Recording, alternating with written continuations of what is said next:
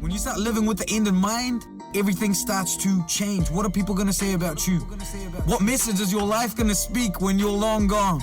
Because you weren't born by accident. You didn't just happen to be where you're at and happen to watch this video. There is always a reason.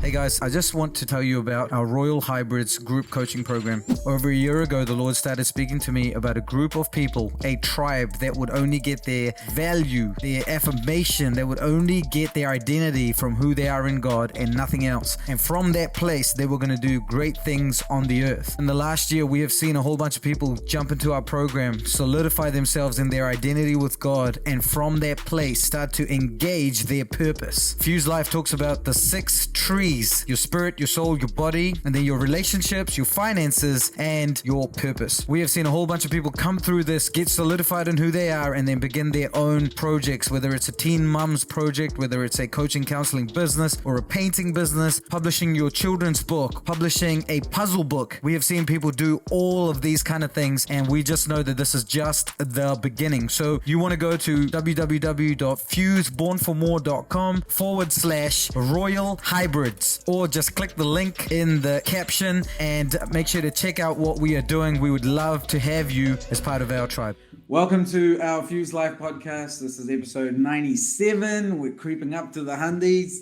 I'm very excited today. As you know, we are all about God-given assignment and how God has divinely designed you with purpose in mind. So each one of you carries a unique expression of God that's required to be manifested on the earth. And my guest is exactly that.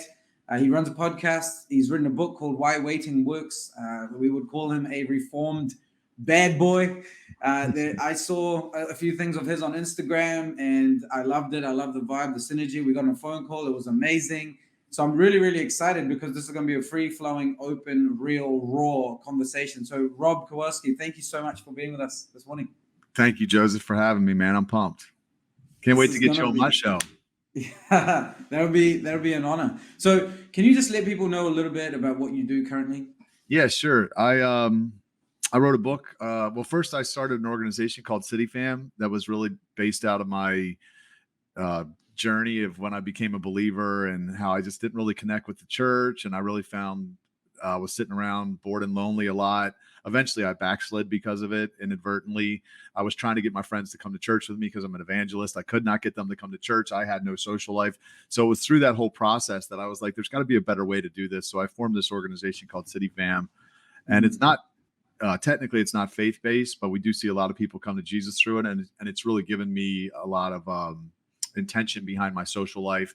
We also do a lot of service events. So I'd love to talk a little bit more about that. But I started that organization and I really was just looking for a platform to talk about it because I started seeing a lot of people come to Jesus through it. And I was like, wow, this is pretty cool.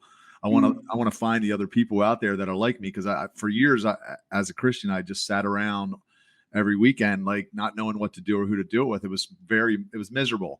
And I was like, there's got to be other people out there. So I want to find them and I need a platform to do it. So I decided I was going to write a book. And the only book I really felt like I could write was about sex because I had been such a man whore before becoming a Christian. And then I was at God, he duped me, man. He told me he had somebody for me and he led me into this 6-year period of abstinence when I became a Christian where I was just no sex for 6 years. So I went from polar ends of the spectrum.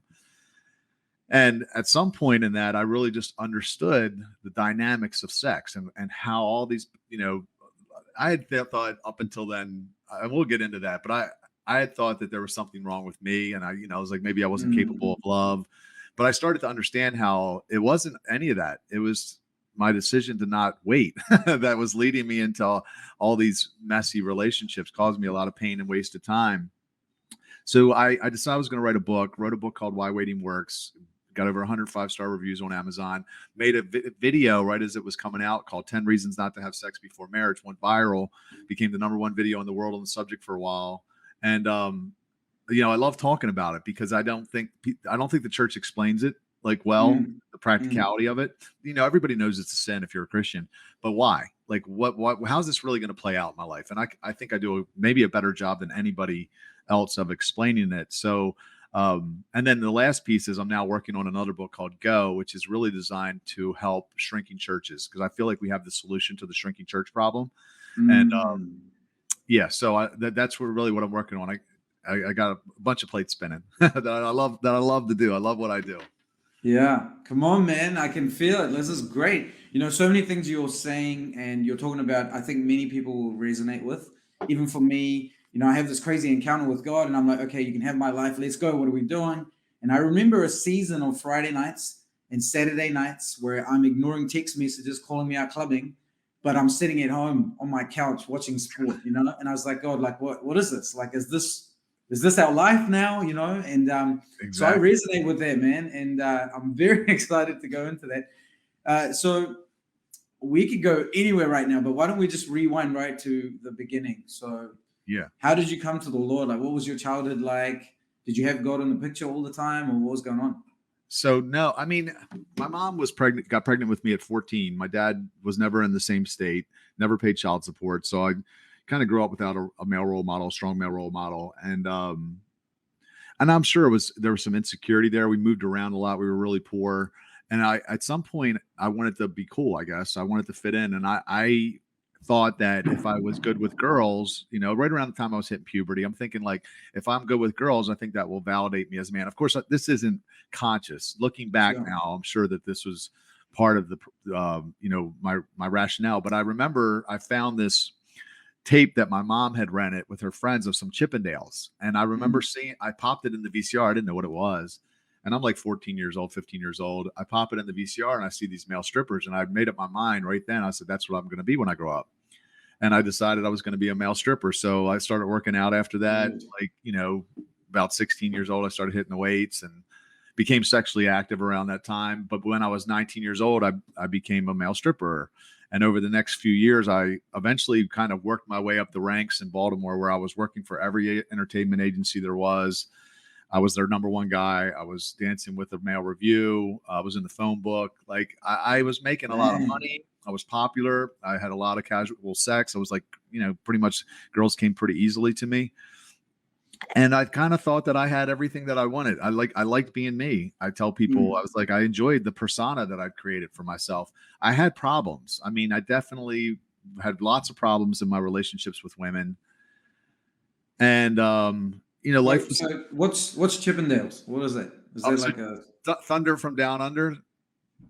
Thunder Down Under. You never heard of that? Okay, so no? you're in New Zealand. I thought you. So the Oh, no, Chippendales no, were no! I strippers. remember seeing a poster of that years ago. Yeah. Yeah. So Chippendales were the originals. They were like the American version of Thunder Down Under. So a bunch of strippers, you know, but the Chippendales, they tour worldwide. You know, I was in a group that just toured around the area for the most part. But you know, again, my relationships were trash. You know, like I got into my first girlfriend. I was with her for 5 years. I was not in love. I didn't understand what soul ties were or anything, but I was just kind of stuck in something that I couldn't get out of, and I, you know, wasted 5 years of her life and mine because we had sex on the first night, and you know, ended up getting kind of connected in an entanglement, as people say now. But so I was so 20. This was 21 years ago. At that point, I was still stripping barely, but I segued into the nightlife scene when I was 25, and I took over the club scene over the next, you know, it didn't take long. I was pretty good at promoting, is what a nightclub promoter was, the profession. And I was running the nightlife in Baltimore. Life was a party. Like I was making good money, very, very popular, just debaucherous lifestyle, complete opposite of what you would consider a Christian. And I went to Cancun, Mexico for spring break, and it was with a bunch of friends, and I got baptized in the Holy Spirit. Like it was not, nobody touched me. I was not in church, or I didn't pray. I didn't even think about God really up until then. Barely did God cross my mind, except to wonder if he was real. And then I woke up one day and I heard God's voice, and he spoke loud and clear. And it wasn't audible, but it was unmistakable. And he was saying, trust me, follow me. I have a plan for you. I actually prophesied. It was crazy. It was like a really not normal experience, and freaked me out so much so that I flew home from Cancun. I went to the club that I was promoting at the time in DC, and I started witnessing the people. Like the week before, I'm like walking around with like my shirt off and a bunch of girl strippers and a bow on. And the next weekend I'm telling them about Jesus, and they're just like, Rob lost it in Cancun. And I mean, I completely went about it the wrong way. I was out of my head a little bit trying to talk to people, but it was, you know, for whatever reason, that's how God decided to introduce himself to me. I think about Paul, he got the scales on his eyes. My experience was that radical, but it wasn't, he didn't make me blind, but I was just like, you know, wow, fired up. That's crazy. So just quickly, what kind of money are you making at that time? You know, it was probably like $50,000 a year, but I was in my early 20s and coming from like the hood, it seemed like a lot of money because it was all cash. So I'm making like $1,000 a week cash. Yeah. And it felt like a lot. I mean, I went to college and I worked a couple, 3 nights a week, 4 nights a week max. And I was making $1,000 and I had plenty of time to go out to the bars and do whatever. So, yeah. So you're living the life and then you go to Cancun and randomly, what seems like randomly, you have this encounter with God, you come back. Are you reading a Bible? Like, what are you even telling these people that you're witnessing to? So when I got baptized in the Spirit, it was a lot about the second coming. It was a lot about Jesus coming back. And that's why I was so freaked out, because I was like, oh, snap. I think the world's about to end. I was freaked out, right? Because he told me some things about, so like, I won't get into all the signs, but he basically told me that, that second coming was imminent. And I didn't know what that meant or anything, but I saw all these signs in my life that he had left. And it was like breadcrumbs on the trail that I wasn't supposed to notice until he wanted me to see them. And then I saw them all at once, and it scared me. A lot of my such radical 180 was, a lot of it was fear, because I was like, I don't know when this is going to happen. I still firmly believe it's going to be in my lifetime, but again, this was 21 years ago. So I was just yanking people out into the hallway, and I was going, hey, do you know Jesus? That was about all I knew at the time. I didn't know the Bible. I didn't really know anything. I was just asking the people if they knew Jesus and telling them to get themselves right. But that was about it. Yeah. But so what happened after that, though, was I came back. I was back in Baltimore at that time. I quit working for all the entertainment agencies. I never stripped another day in my life. I broke up with my girlfriend I'd been having sex with. Girl I'd been dating for about 2 years. I broke up with her. I was abstinent for the next 6 years. I read the Bible a couple times through. I started going to church on Sundays. I started looking for, okay, so what this is where, like, again, God is so smart, because he told me that he had someone for me. He said, basically, if you wait, I have someone for you. I'll bring her to you. If he hadn't told me that, I would have dated out of loneliness, because within about a week or maybe 2 weeks time, I got really lonely, because I was this person that went out 4 or 5 nights a week I had a large group of friends. And all of a sudden, I had nothing to do and no one to do with. All my friends were going to the bars and they were drinking and chasing girls. And so everything, like a lot of times when you become a Christian, you have to make changes. I had to change everything. I had to change my career. I had to change all my friends. I had to change everything about my life. And I didn't know anybody that was a believer. And I was like, Sunday, I liked church on Sunday. I was learning a lot about God. But outside of that, I didn't know how to live. So I was like, looking for a group of people to plug in with. And church people I thought were nice, but they weren't really like me. Like, I was not raised in church. So I was like, I didn't feel like we really connected. And a lot of times they really weren't doing anything on a Friday or Saturday night anyway. So I was like staying in every weekend. And so here I'm waiting for God to give me this wife that he promised me, assuming that it's going to be soon. I thought it was going to be a couple weeks or maybe a month or two. And now that it starts being months, and then it turned into years. Eventually it was 6 years of me just pretty much isolating. I went to a lot of movies on the weekends, and I was just, my whole strategy was just don't sin, stay out of trouble. If you don't sin long enough, God will give her to you. That's what I thought. Yeah. And I did sin. I just couldn't do it anymore. And I started going out to the bars again, because that's where my friends were. And I was like, man, I just want to have a social life again. I just want to enjoy my life a little bit. And of course, if you're in a bar by yourself, like, that's not good for walking the narrow path. And I just started drinking too much. Eventually I was sleeping around again. And I just spiraled back down to the place where I was almost as bad as I was before meeting Jesus, except I was really guilt ridden. Yeah. Condemned.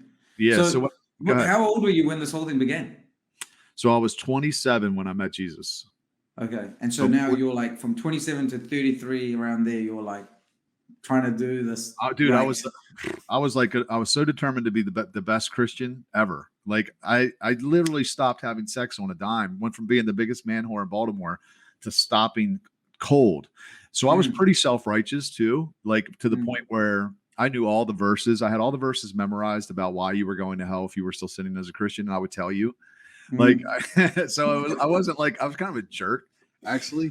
So, you know, how I actually ended up backsliding was I was leading a Bible study in 2006, and I had the idea for what CityFam is now back then. mm. And I was like, I want to start promoting again. I want to go out, get back into the nightlife scene. I want to start throwing parties.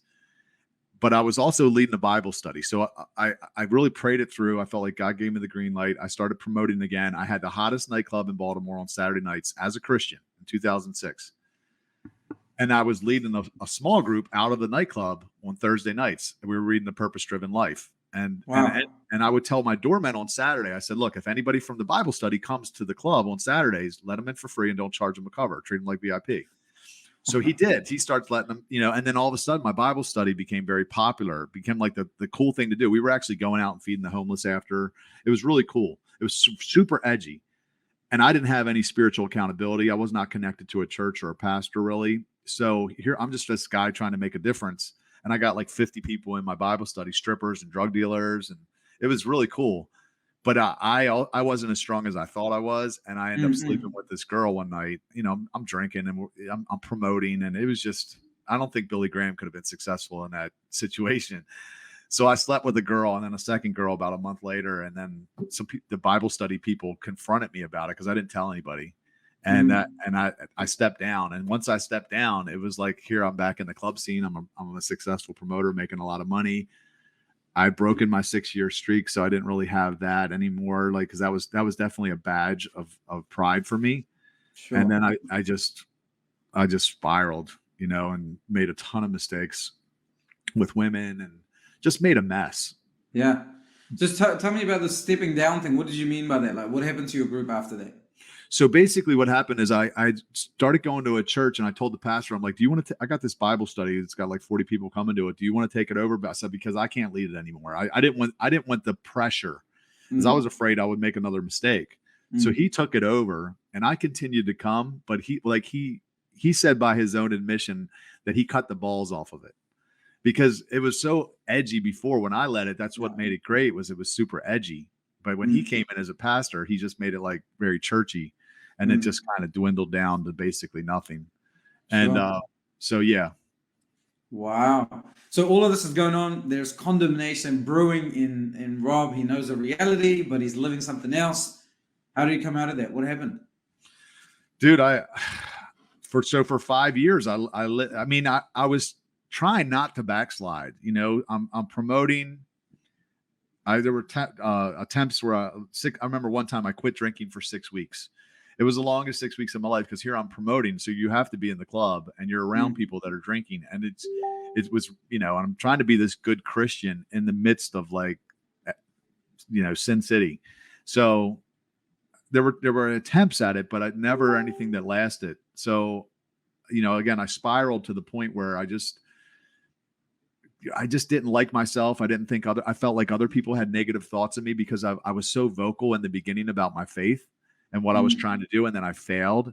And what I look back on it now, and I because at first I was like, why did God do that to me? Like, why would he have put me back in that situation knowing that I wasn't going to be successful? And the only thing that enables me to do what I'm doing now with CityFam is that 5 years, because right now, like sometimes I'm tempted. Sometimes I'm lonely. I'm horny. I'm depressed. And I want to call a girl to take the pain away. And I don't do it because I remember how bad I felt being distant from God those 5 years. That's the only thing that really enables me to do what I'm doing now, because it is very edgy. And the temptation's still there. I almost liken it to like Adam and Eve. If you look at Adam and Eve, they took the fruit, the apple or whatever it was, and they get kicked out of the garden. Imagine if God let them back in.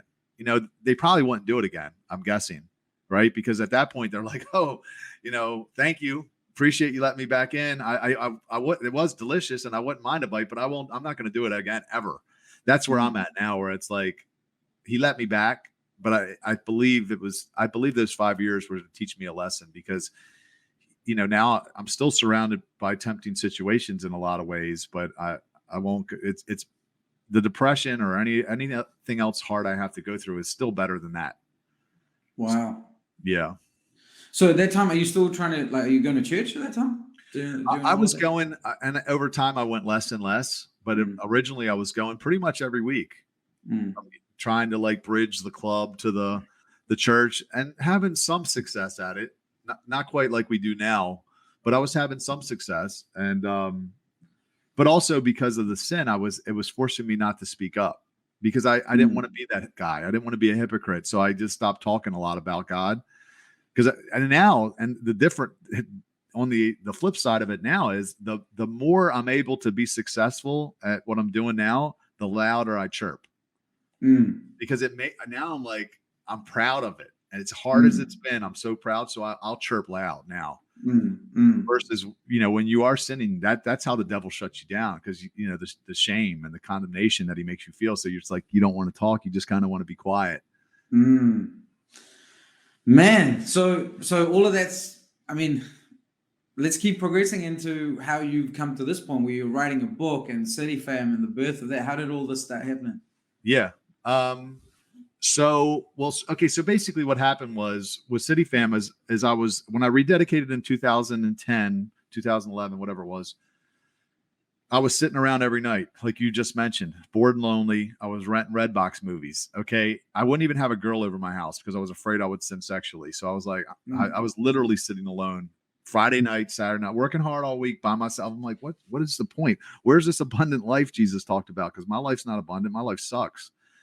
And I was complaining to somebody about it, and they're like, well, why don't you start promoting some events? You were a promoter. Why don't you put some events together to get, don't cause you to mess up? And it was kind of like a light bulb went off. I kind of had already known this, and I thought to myself, okay, I'm going to start organizing some events. Give me something to look forward to. I'm going to invite my friends from church that I know that are bored also, because I had friends that were going through the exact same thing. But I'm going to invite my old friends to these environments, because I can't get them to come to church. But I think if we go see like a live band play or we go to a sporting event, I could probably get them to come to that. And that was exactly right. I would invite them and they would come and they would meet my friends from church. And then guess what would happen? They would end up in church because through the relationship, right? They would, because typically Christians are a little bit nicer than the rest of the world. So just the fact that they were around somebody that was like, hey man, how are you? Maybe they were asking them how they were doing. They could feel something different. And through that relationship, they'd end up in church. And I was like, okay, this is cool. This is what I've been trying to do all along. So then we started organizing volunteer events, service events. I was actually volunteering through my church at the time. And I really was liking the way it made me feel. I mean, I wasn't used to giving back like that. And it made me feel like a good person. And that basically, so I was like, I got to get these guys to feel this, these people that aren't Christians. Because if they feel this, that's just going to, that's going to be a game changer. And so we started organizing these service events, and we've served everywhere now.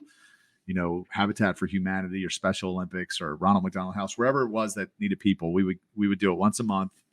And then we would invite these people. And then we just saw even more people now coming into church and eventually coming to Jesus. And I was like, this is something, we got to give it a name. And God gave us the name CityFam. And since then, it's always been a dream is to find the other people around the world that are either sitting at home, bored and lonely, trying to do the right thing, but they're just sitting around with nothing to do.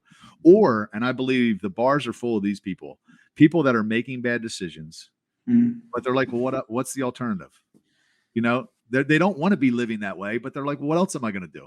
They're not going to sit home every weekend. So they're like, okay. So they just go out and they get caught up with the culture of the bar and they start doing what everybody around them's doing. So like, I want to find those people. I want to bring them together and I want to show them that there's a different way to do this.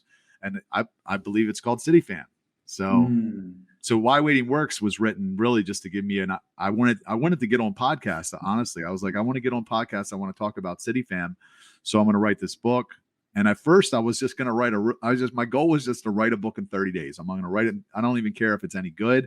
Doesn't matter if anybody reads it, because it just means you're the author of Why Waiting Works. So, like it gives you an instant credibility when you're an author. Sure.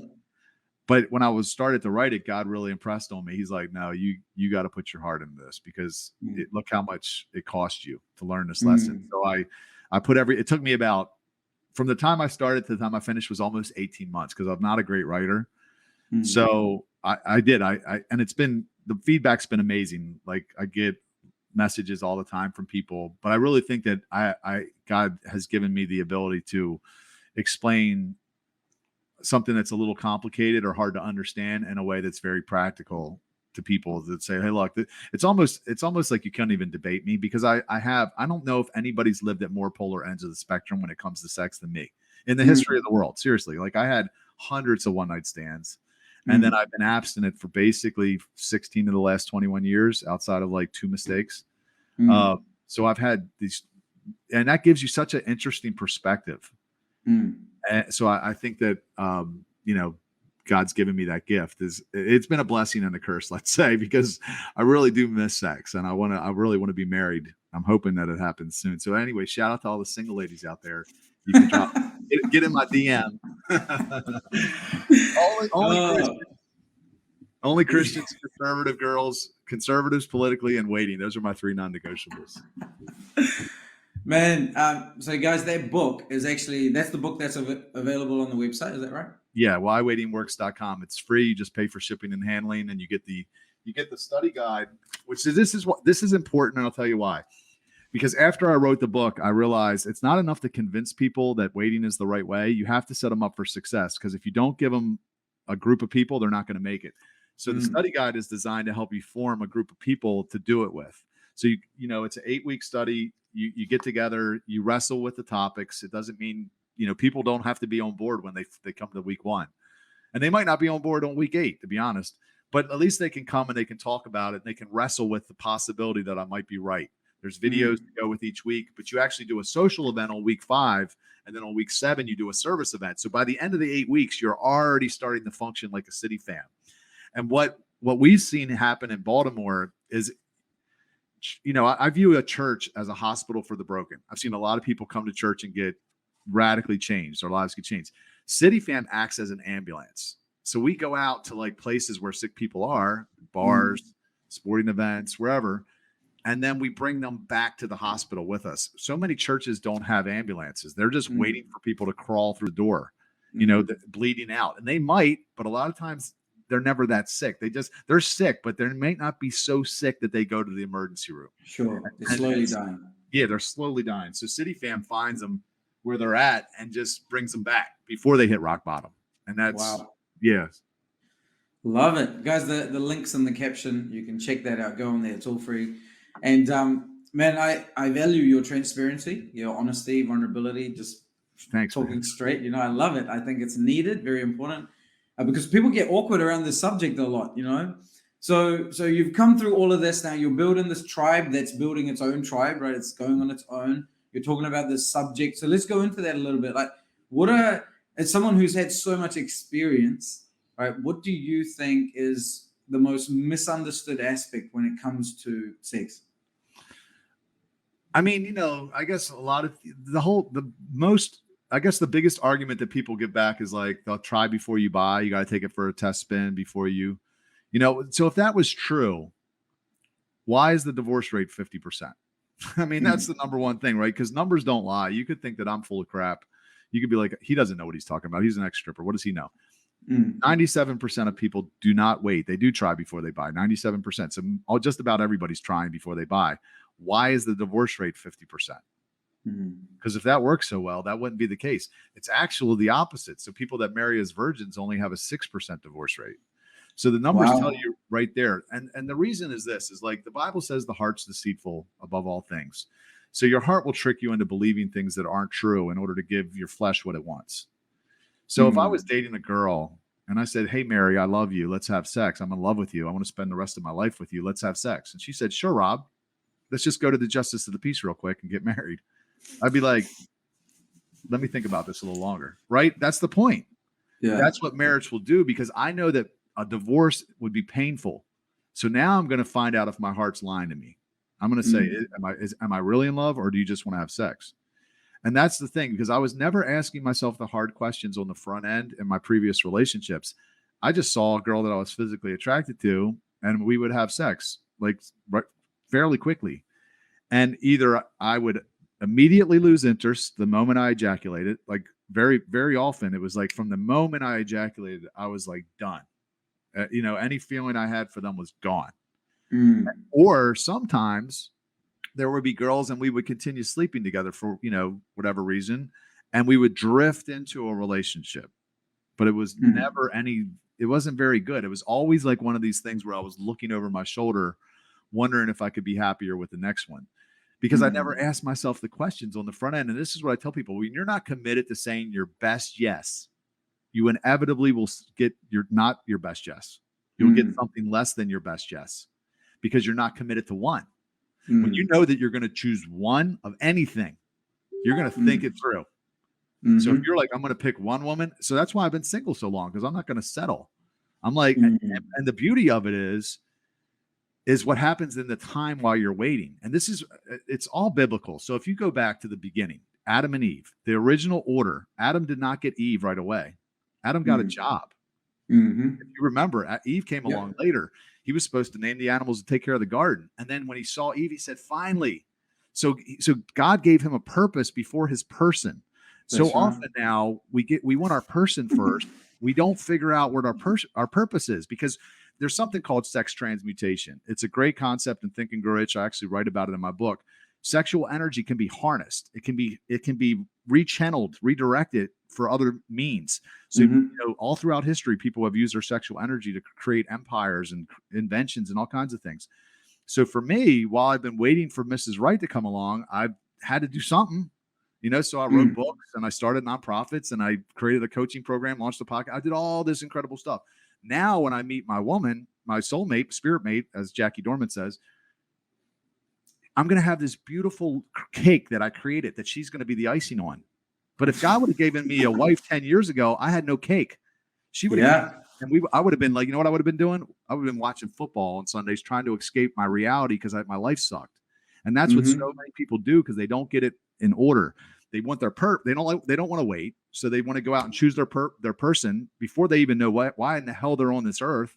And then they get in this relationship, and especially men have this gnawing sense that we're here for something.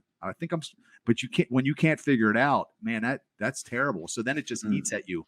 And that's why people use fantasy football and all these other distractions to escape the fact that something's eating at them, that they're not doing what they were supposed to do. And that's not a good feeling, which again, number one regret of the dying. I wish I had the courage to live a life true to myself. That's the number one regret of people when they die. They did not live a life true to themselves. Anyway, that's a whole nother conversation. But yes, I think we could talk. There's so many different angles to come at this. Bro, like, you are using words that I use all the time. Cake, icing, find your purpose before your person, all of this, your mission before your man. I'm saying these kind of things. That's why I'm laughing, because I'm like this. Yeah, shout out to Jackie D. I think three of us are cut of the same cloth, Yeah. But let's go back here quickly, because you talked something interesting. Like you're like, as soon as you would ejaculate, you lose interest.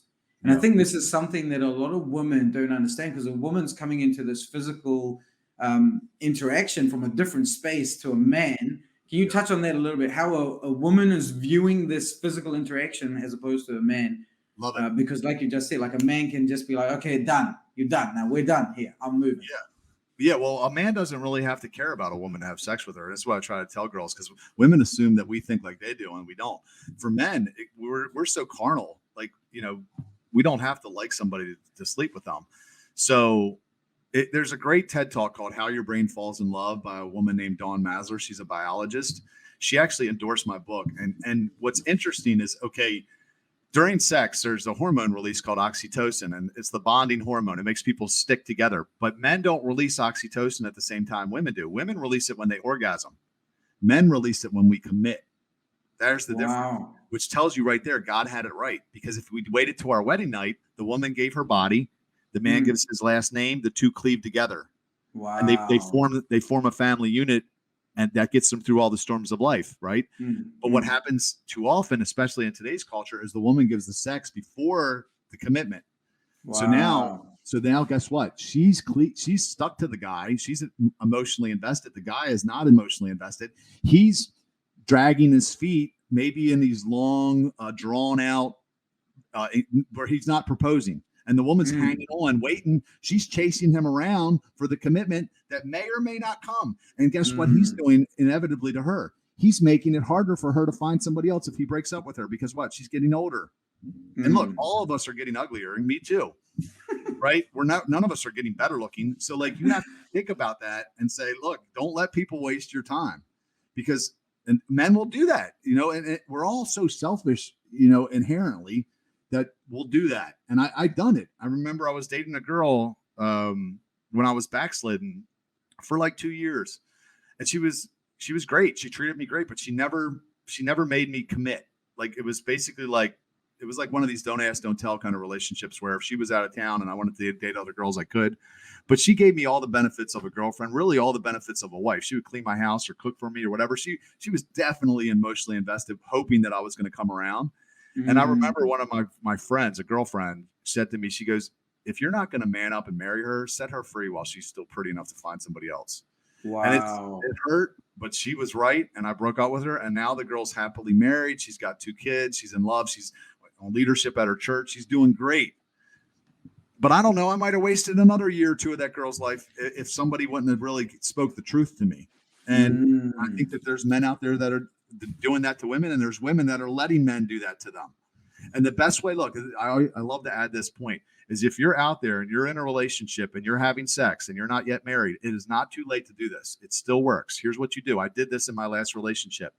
You go to your partner and you say, listen, and you might be in love, or at least think you're in love, or whatever. Hey, look, I love you, or I'm in love with you. I think you're in love with me, whatever. I don't want us to continue this way. I don't want to live in sin, or however you want to frame it. Here's how we're going to find out if we're really in love. We're going to stop having sex. If we both become convinced that we're in love, let's just get married. But if we become convinced we're not in love, let's break up and stop wasting each other's time. And then you stop. And what happens is you put the sex on the relationship, that is, under the microscope. Because when you stop having sex and you have that intentional conversation about marriage or break up, now you're gonna look at the relationship. Because up until then, when I did it, I was with a girl when we did this, I was not looking at the relationship. We were giving each other what we needed, so we weren't really examining. We were just kind of coasting, But when we stopped having sex, it was like we had to look, because guess what? I want to have sex again. And I know you want to have sex again. And if we're really in love, let's get married. But if we're not in love, let's break up, because I want to find the person that I am going to have sex again with. It's like that. That's really how it works. So you just have that conversation. It's going to take courage. But I tell ladies, look, either way you win, because what happens when you have that conversation? Either you're going to find out that you're dating somebody that's not in love with you, which is great, because you just saved yourself a bunch of time. Or he's going to man up and marry you. So either way you win. That's right. Man, this is so good. We come back here, go again to this marriage conversation, and how a woman is looking for this commitment from this guy, and he might never give it to her. And there are women that are stuck in the cycle, like you're saying. Can we touch on that? Let's touch on that a little bit. There must be people in a marriage that are still in that place, because he might have signed the piece of paper but never actually committed, right? Yeah. What are your thoughts on that? Have you seen worked with people in that kind of situation? Well, yeah, I think this is what I say is about the divorce rate being 50%. My question I've always wondered is what about the other 50%? What percentage of them are happy? Because I don't think it's as high as you think. I think a lot of people stay together because the kids, the finances, or they just been with the person and the soul tie.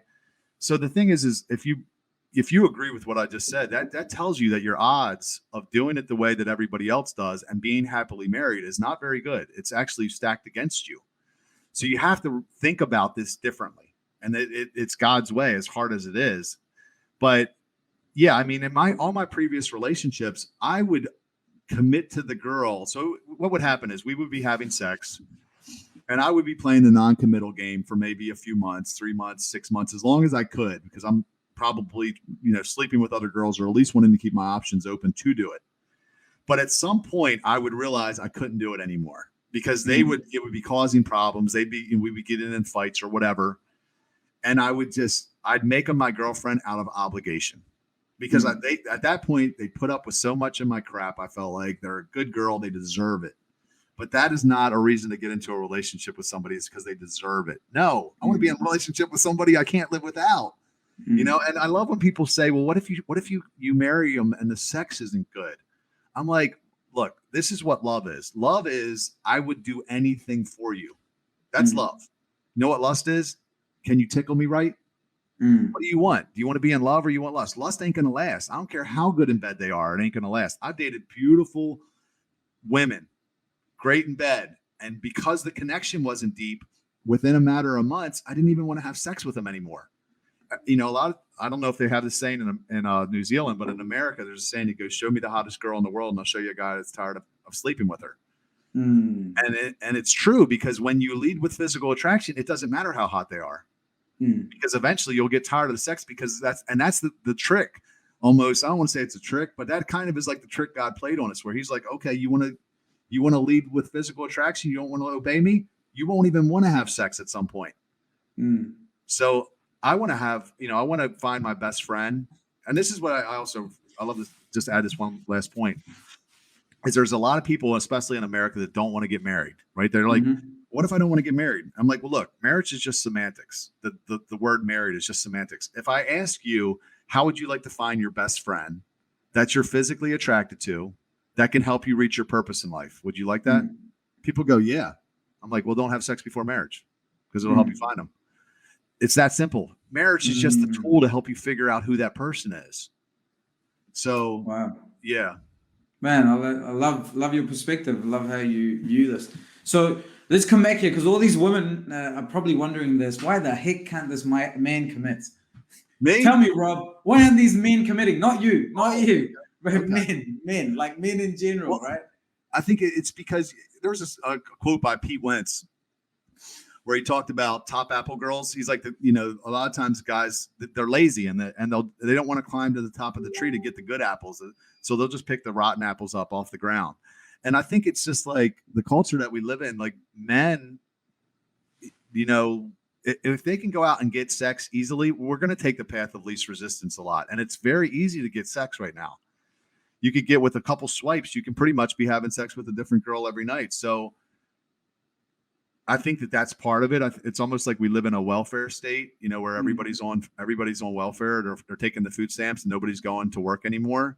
And men need to rise up and realize what's going on, that you're never going to reach your full potential on welfare. You're going to, at some point, you're going to have to stop taking the free government money, and you're going to have to go out and do it the right way, do it the hard way. I try to appeal to women, though, because I feel like in a lot of ways, men are too stupid. Meaning I know in my own life, it's almost like when a woman offers you sex, it's like, oh, someone trying to give you money. It's like, why would I say no to this? It's so tempting. So it's like, I feel like appealing to the women, I have a better chance of being successful at creating this movement, because it's like, if the government was giving out welfare to everybody, you probably wouldn't make it very far telling the people stop taking the free money. You'd have to go to the source and say, hey, stop giving out the money to everybody. You're screwing it up. Not to say it's women's fault. It's not, but they're a little smarter. Intuitively, they understand what I'm saying a little bit better than men do. Men don't hear what I have to say. They're like, shut up, man. You're screwing it up for us, so. Yeah. Well, so if we go a bit deeper now into some of the wounds, so these men and women that are, in these places, and they've got this behavior going on, but the behavior is driven by wounds or pain in their heart. But what are your thoughts on that? Did you have to work on some of your heart healing from your childhood and, without a dad and all that kind of stuff? I think I still need more. I've done a lot of life coaching. I've really got my purpose crystal clear, but I still got some hard work that I need to do for sure. And, I'm praying about it. I mean, I know sometimes something will happen and I'll knee jerk, somebody will hit a nerve and something will happen. And I'm like, I don't know why it happens, but I'm sure there's some pain down there. But yeah, I need to do more of that. I did Landmark Landmark Forum, and I did Gap. Sure. That was probably the two biggest things I did that kind of helped with some of that. But I think I still have a lot more work I need to do in that area, to be honest. Mm, mm. Wow, man. This is good. Hey, guys, if you have questions, put them in here right now because we're going to go through these. Some of you are sharing some of your stories on here in the comments. Just feel free to put your questions on here because I'm sure some of you women have these questions. Good questions. Miles Monroe talks about male and female, men and women, and how a man wants respect from his woman, and the woman wants love from her man. And a lot of times, like I've ended up in these situations of marriage counseling without wanting to be in these situations. And over the last 7-8 years, I've seen this repeat trend of, like a man wanting this respect, but he doesn't have it, and the woman wanting this love, and she doesn't have it. And it's quite interesting when you bring the sex conversation in there, because then the marriage is affected even there, because then you can use sex to kind of withhold as a tool, like you're saying. Like usually the man is okay with, like, let's just do it, even though we're not vibing in the same place. But the woman's like, no, that's more important, and she can start to use it as a weapon, a tool. You're married. I don't know where we're going with this. You're married. You would know more about that. But I actually had Emerson Eggerichs. He wrote that book, Love and Respect. If you want to have him on your podcast, I can make an introduction. It might be an interesting conversation for your listeners. That'd be great, man. Yeah, that'd be great. Like I find it fascinating that you said, if two virgins get married, that it's a 6% divorce rate, which is much lower than 51%. My wife and I thank God. So I talk a lot about inheritance. When you walk with a good father, he takes care of your every need. There are things about my wife that blow my mind today, 11 years later. Like, it's the way he has orchestrated this. Like when we were getting married, I felt like I didn't deserve it because I went through, maybe not as crazy a lifestyle as yours, but I did all that stuff. So to me, I was dirty, and I was going to marry a woman that never did all that stuff. And I was like, there is no way I deserve this. And that deserving conversation is so interesting. Anyway, so my wife's journey and mine has been awesome. It's been different, quite different. And I thank God for even her pedigree. I think all of these things make a difference. Your parents and how they lived and the environment you were in, it sets you up. And so that's why I asked you this question about the wounds and that, because I've seen that manifest time and time again, Yeah. Hopefully I don't carry that into my relationship and sabotage it. I'd hate for that to happen. I feel like I've done the work that's needed to have a successful relationship. And I can't help but think most of it is going to be in the person that you pick, and I have good discernment. So I base a lot of it off of that. And people ask me, they're like, well, how will you know when it's the right person? And I'm like, either God's going to tell me, which is what I would rather, or I'm going to meet somebody that will blow me away, either right off the bat or eventually. Maybe I'll just get to know them in time. I'll be like, wow. And then I'll go to God and I'll be like, hey, and I'll pray about them and be like, wait for peace. But neither one has happened. So that's how, when I'm willing to say no to all the rest for one, that's when I'll know. And I haven't met anybody that I felt like I would go all in on. The thing is like, it's all about like choosing what you want most over what you want right now. This is what life is about. It's all about delayed gratification. And can you wait for what you want most? I talk about that marshmallow test in my book. I don't know if you've ever heard about that. Yeah. And I got plenty of single marshmallows around me that I want right now, but I'm not willing to give up the 2 marshmallows. Eventually I'm going to meet a girl that I'm going to be like, yeah, I don't even care about the others. I believe, but then again, maybe not, like none of this is promised. The whole desires of your heart thing. I mean, I've been waiting for the most part for 21 years for this wife, and the only remedy that I have for that, I tell people, is that's why I have a program. I have a course, 6-week course that helps people discover their purpose. The only remedy I have for that waiting is to take massive action on your vision, because I've been so intentional the last 10 years about using this time. I don't have any regret. Like, it's not been easy to wait, but I've really done a lot with my life and the areas that matter most to me. So that's the only remedy. What I see a lot of times though with people that are waiting is they don't wait intentionally. They just sit around waiting for God to send them someone. That's basically what I did for the first 6 years. And that's not what God wants us from us. We have to be, and I think Jackie talks about the definition of the term waiting in the Bible is not our definition. It's something about like, preparedly expecting or something. I forget how she framed it, but it was like anticipating. Yeah, eagerly anticipating. There you go. Where it's not like you're just sitting around passively, miserable, waiting for someone to fix you. No, man, get out there, hustle. There's so many benefits to the season of singleness that you probably won't get when you're married. Because, even Paul talks about when you're worried, you have to be worried about somebody else's happiness when you're in a relationship. So you can't be as devoted and to the Lord or other areas of your life. So I've tried to keep that in mind because I don't want to look back and go, damn, I wish I would have used that better. Like when I get married. So I just challenge people to try to think that through. Yeah, I totally agree, man. I talk a lot about that too, like your purpose, and you'll find your person in your purpose as you keep navigating there, Yeah. I want to talk something. You mentioned soul ties, right? So when a person physically interacts with another person and they have sex, the Bible says two become one, when you come together. What are your thoughts on that? What are your thoughts on soul ties? What's happening when two people engage in a sexual encounter? Yeah, I don't know about the spiritual aspect of the soul ties because that's not my thing. I look at it from a biological standpoint with the oxytocin, so the women release oxytocin during sex, and this is why it's easier for a man to hit it and quit it, and it happens again. That's what happened to me a lot.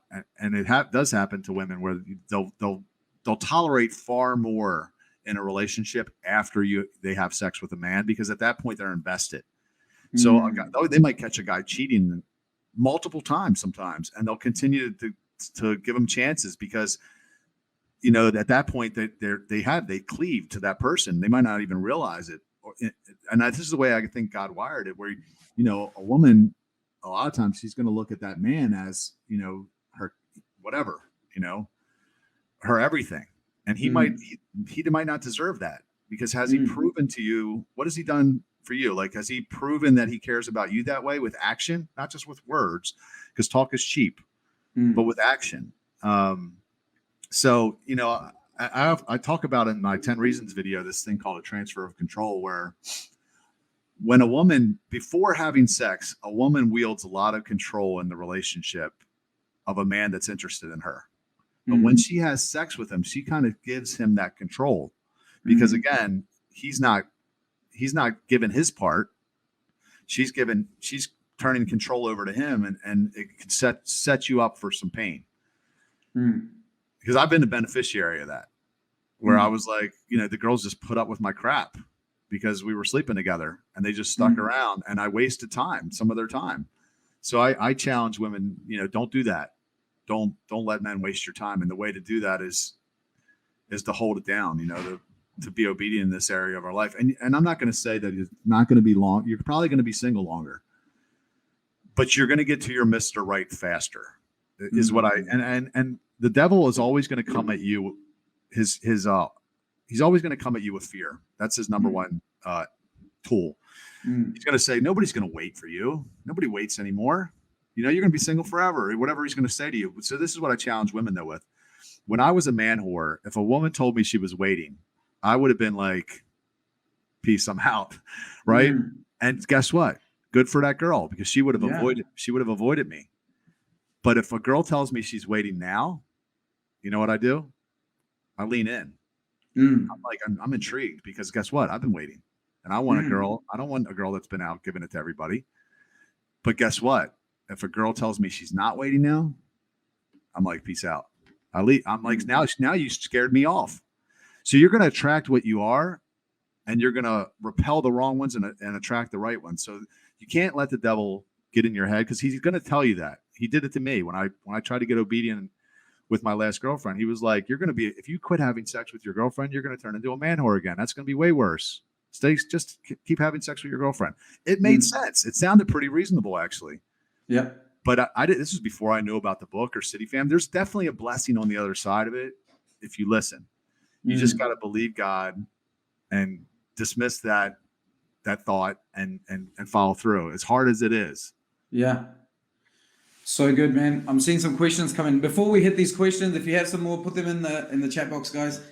I want to just go over some of these points that you made in that video that went viral. That had millions of views, right? This video on why waiting works. Is that pretty much it? 10 reasons why not you to have shouldn't. sex. Yeah. Can you cover some of these reasons that you haven't touched on already? I'm trying to think. So one of the things, let's see. I'm trying to remember all the reasons now. Okay, so one was red flags. You definitely miss the red flags when you're having sex, and we kind of talked a little bit about that. Love forces you to evaluate your real feelings. We talked about that. Numbers don't lie. Transfer of control. Pregnancy, that's obvious. Like if you're not yet married, there's probably a reason why you're not married. One of you isn't sure that they want to be with the other, maybe for the rest of their life. And then if you make a baby, there's only 4 outcomes: single parent home, adoption, abortion, and loveless relationship, loveless marriage. And none of those are going to be ideal. So I don't know. I'm putting you on the spot here. You don't have to answer it, but what are your thoughts on that? Like if someone's in that place now, and there's probably many women like that, and I know women like that. They've had a baby, but they're like, man, this guy's not my guy. Like he's repeatedly proven to me that this guy's bad news. What's something you can say to that woman? Man, that's a tough one. See, I've always been under the kind of but my belief is that once you're in it, you're in it, which is why you have to be so careful now, because God hates divorce, especially if you got kids, right? So like if people reached out to me, unless there was infidelity or I think the other biblical grounds for divorce is if the person abandons, right? Abandonment. But other than that, you're supposed to stay in the relationship. You're supposed to stay in it. And I think I really believe God set it up that way is because he wanted us to take it seriously. He didn't want us to just go into a relationship going, well, I could always get a divorce, no, he's like, no, once you get married once and you stay. So now guess what? We're going to be real careful with where we get into it. I think the reason he did that is because he didn't want us to drift into relationships with the wrong people and potentially waste our lives. There's this verse that I just really want to quickly mention in the New Testament. It says, let no one be sexually immoral or godless like Esau, who traded his birthright for a bowl of stew. And the first time I read that verse, I was like, what does the story of Jacob and Esau have to do with sex? And so if you think about it, though, you know the story of Jacob and Esau, right? Okay, so Jacob comes in from hunting and he's hungry. And he goes, give me a bowl of stew. And Esau goes, sure, give me your birthright. And he gives it to him. So what he did is he traded something really permanent for something very temporary. So God says when we are sexually immoral, we do the same thing. So my question is, what is the permanent thing that we're giving up? Because I believe if I would have never figured out what I figured out the last 10 years, there would be no book. There'd be no CityFam. That was my birthright. I was trading it for a bowl of stew, which was random casual sexual experiences. Wow. And I would have got to the end of my life and I would have been like, shit. I don't know how I got on that, to be honest. What was the question? No, we were just going through your 10 reasons. And then I asked you that question. I got one. I got a good one. Yeah. This is one I used to I don't remember if it was in the 10 reasons or not. I think it was. So it was called what we gain too easily, we esteem too lightly. It was a quote by a guy named Thomas Paine. And when I was a nightclub promoter, we used to have this saying, and we used to say, the more they pay, the longer they stay. And it referred to the fact that if you let people in for free, they would walk in, they would look around, and they would walk out, and they would go to the next club. But if you charge $10, a $10 cover, they would come in, and if it wasn't even crowded, they wouldn't leave. So it was the more they pay, the longer they stay. And I said, that's a principle that applies to everything, because when you have something invested, you're going to stay longer. So, a lot of times people will be like, think that waiting until marriage maybe sounds crazy, but I'm like, look, the longer you wait, the better it's going to be. The reason that marriage works is because ultimately is a guy can wait 90 days. I mean, listen, trust me, 90 days is better than first or third date. It's still better, but it ain't the same as marriage, because somebody can wait 90 days knowing that they're going to get some. Marriage is different. you're not going to enter a marriage in all likelihood just to have sex, because you know that if you're not really in love, that there is going to probably be a divorce, and that's not going to be fun. So yeah, 90 days, persistence, perseverance, marriage, commitment, game changer. 100%. Here's a question. I don't know if you can you see the comments on the right side? I can see them on my phone here. Yeah, I was just looking at them. Okay, so there's that question. Do you think, I'm not sure if she wants me to put that up. I can put it up on the screen, but maybe I'll put it up. Just makes it easier. Hope you're okay with that. Yeah, I'm okay. Oh, yeah. I hope she's okay with that. Okay, sorry. So you think people can get so far on the opposite side of the pendulum of trying to do relationships right that they end up being fearful of making the wrong decision or make a mistake, that they get stuck in fear and even push away even a healthy relationship? And if so, how could you overcome that? That's a great question. Jackie actually, who we were just talking about, she kind of challenged me where she was like, basically was like, you're afraid. Because I think I am afraid of making the wrong decision, right? Because it's such a big decision. But then I thought about it later, and I actually messaged her back because I was trying to evaluate, like, is it fear? Why haven't I dated much?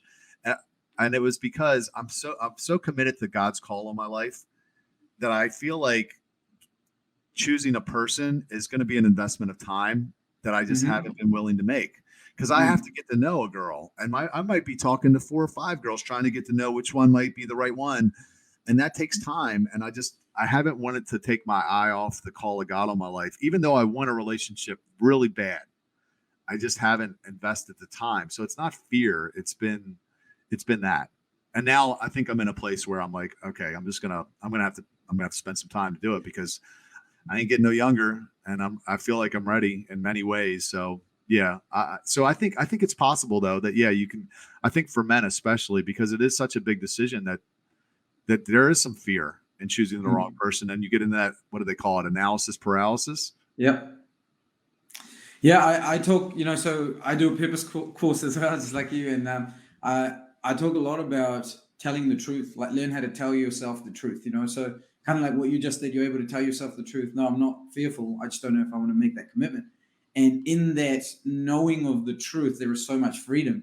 But I have seen a lot of people who are driven by the fear of doing the wrong thing, that they do no thing, and they might have walked past there and missed the right multiple times, because the fear is so big compared to the faith or the expectation, almost like because of our track record, we're just expecting this to be a bomb, or this guy to be, dodgy, or have an ulterior motive, all that kind of stuff. So great question. And how do they overcome that, Rob? It's a great question. I'm going to let you answer that. I don't know if I know. Maybe I need to break out a pen and take notes here. How do I overcome that if there's fear? What would you say? I always come back to, we are children of a good father. And I think when you lose that perspective, everything becomes performance, and you're only as good as your last performance. You're only as good as your last decision. You're only as good as your last good performance. But when you understand you're being raised by a good father, now it's a question of maturity. And maturity means he's always pulling us to a higher place. So the fear is usually there because we don't want to get it wrong. We don't want to get it wrong because we don't want to misplease him or displease him. And we're scared that's going to detach. When really, when Jesus died on the cross, there's no more detachment ever, And so the way I look at it is, I talk about the 5 E's: explore, engage, express, enjoy, evolve. You ease into all these decisions. And so you're exploring what it would be like with someone. And at that time, when the fear comes up, you start practicing swapping that fear, letting go of that fear and trusting that your father is maturing you in this time instead of you're trying to get it right. And I think that's one of the things I've seen a lot of people, even with their purpose, be scared to launch that podcast or start that thing, write that movie, put themselves out there, because the fear is the FOMO, fear of messing up. And that's completely obliterated when you bring that under a good, loving father instead of trying to perform for him. That's kind of my... No, I like it. I feel like I'm on the right path, because I've started just chatting with a couple girls on social media. Just somebody I saw following me, saw she was a believer, attractive, and attractive.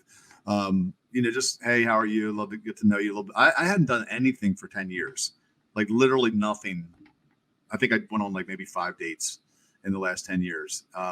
So I just kind of given myself permission to it's almost like what you said, where I'm kind of easing into it. I'm just trying to get to know some people and see where God takes it, but that's good. Yeah.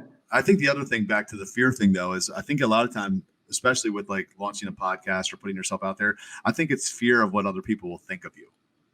That's a big one that stops people. I know even in my own life, I remember when I started creating content, I was like, people are going to think, who the F does he think he is? Right. And that was a legit fear, but my vision was so strong that I just pushed me past it because I knew where I wanted to be. And it was the only way to get there, I felt like. So that's the importance of getting crystal clear on what does your ideal life look like? And then you can start to reverse engineer it, so. Yeah. This question here. What were the 5 E's? Explore, engage, express, enjoy, evolve. Explore, those are 5 E's. Express, engage. So explore and then engage. So you're exploring like, oh, could this be the guy? Then I'm going to engage. I'm engaging with intentional action. Let's hang out. Let's have a conversation. Then I'm going to express myself. I'm not trying to be who you think I should be. I'm not pretending to be the right. I'm expressing me. I'm free to be me. And if you don't like me, then you'll never like me anyways. Let me do that today, And then enjoy. I think a lot of people don't enjoy their journey with God because they're constantly trying to perform. It's not fun when you're constantly being graded, Are you good enough? Are you good enough? Are you good enough? So enjoy is a big one. When you know he's a good father, you enjoy the journey. And the last one is evolve. There will be maturity. There has to be maturity. You're constantly evolving. I'm a better husband today than 11 years ago. I'm a better coach today than 11 years ago. I'm a better dad today. I'm a better friend today. Evolution is God's maturing, So those 5 E's, I've found that they ease people into it, because now there's no fear. Like after you explore and then you engage, you might go, you know what? Not this one. Carry on. Boom. There's no pressure of like, oh, I got to get it right. And Yeah, I love that. Yeah. So someone asked, does Rob do online dating sites? So this is a good question because online dating sites are the thing, right? No, I didn't. So I created a Hinge account, a free account for like 2 weeks about 6 months ago or so, I guess. And I guess the reason I didn't do that was because I felt like it would be a time sucker. I don't think there's anything wrong with online dating. I didn't want to like invest the time to really, I guess I was hoping that I would just pursue the vision and God was going to bring her into my periphery or into my, in front of me at some point and then say her. That's what I was really kind of hoping for. So I didn't do it, not because I think there's anything wrong with it, but I do think that there's a balance between, trusting God, waiting on God and trying to make it happen on your own. So as long as your heart is in the right place and you are in a position that you're waiting on God and not trying to make it happen, getting in front of him, I don't think there's anything wrong with it. What do you think? Do you tell people not to do it? No. I always ask this question, like, why are you doing it? Why are you doing this? Like, do you know the purpose of this thing? If it's, I feel like walking with God, he gives us all such different ways of walking with him, and so I'm very big on there's no one way. So you could go on a dating site that everyone else is bombing on and your man is on there because God is like, get on there now, boom, boom. Like, I feel like obedience is the fun part of this journey, but I enjoy it because I'm with a good dad. So I'm not trying to perform to have him. He gave his son to have me. So now I'm as in can be. I just enjoy that. And so I believe everything's working around from that place, So that's kind of, I'm trying not to be long-winded, but no, that's good.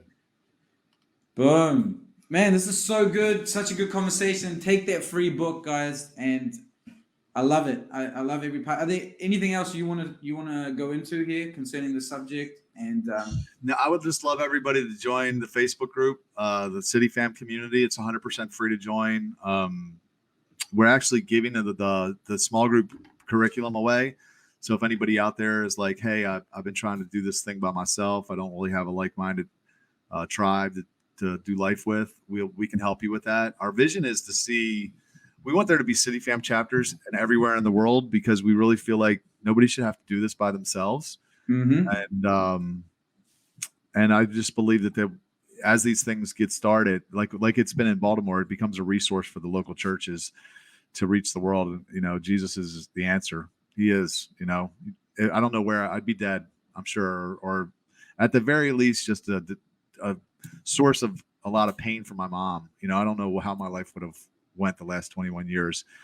Thank God for Jesus. So I'm super passionate about helping people get to him in a different way.